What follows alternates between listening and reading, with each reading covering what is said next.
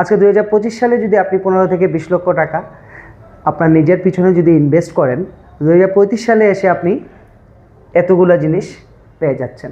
Hello students, আপনাদেরকে আজকে একটু ব্যতিক্রম জিনিস দিয়ে বোঝাতে চেষ্টা করব যে আমরা এখন বর্তমানে কোন জায়গাতে আছি। 2008 সালের দিকে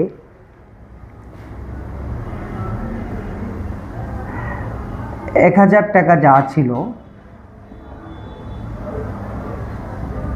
বর্তমানে 2025 সালে এসে দেখা গেছে একটা পরিসংখ্যানে দেখা গিয়েছে যে সেটার মূল্য 137 টাকা।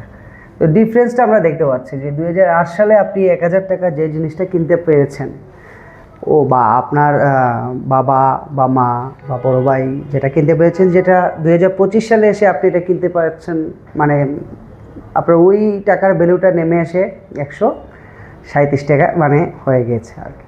তো লাইফ আমরা বুঝতে পারতেছি যে আমাদের যত সময় যাচ্ছে টাকার মান কমছে, বিনিময়ে আমরা কি পাচ্ছি।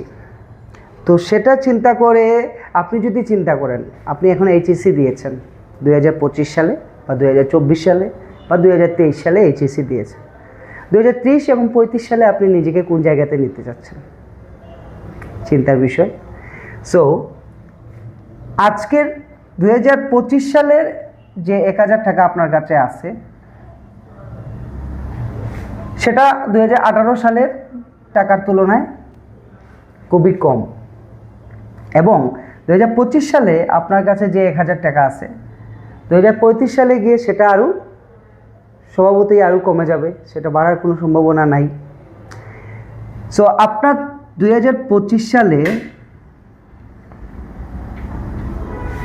যদি 15 থেকে 20 লক্ষ টাকা ইউকেতে হায়ার স্টাডির জন্য যদি খরচ করেন, 2035 সালে আপনি কি পাচ্ছেন? 2035 সালে আপনি bachelor, masters, research, PhD, PR,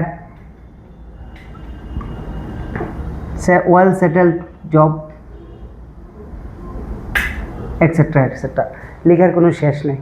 তাহলে চিন্তা করেন, আজকে 2025 সালে যদি আপনি 15 থেকে 20 লক্ষ টাকা আপনার নিজের পিছনে যদি ইনভেস্ট করেন, 2035 সালে এসে আপনি এতগুলো জিনিস পেয়ে যাচ্ছেন। সো দেরি না করে আমাদের মতো যারা 2008 সালে 1000 টাকা উইথাউট এনি ইনভেস্টমেন্ট আমরা রেখেছিলাম, এখন এসে আমরা 137 টাকা পাচ্ছি, এই ভুল না করে আপনারা 2025 সালে এই 15 থেকে 20 লক্ষ টাকা নিজের পিছনে ইনভেস্ট করুন। ইনশাল্লাহ 2035 সালে এসে আপনি আপনার নিজের পিছনে এতগুলো অ্যাচিভমেন্ট নিয়ে নিতে পারবেন। সো ভিডিওটা দেখে যদি আপনাদের কোনো কিছু শিখতে পারেন, তাহলে সাবস্ক্রাইব করে পাশে রাখবেন। ধন্যবাদ।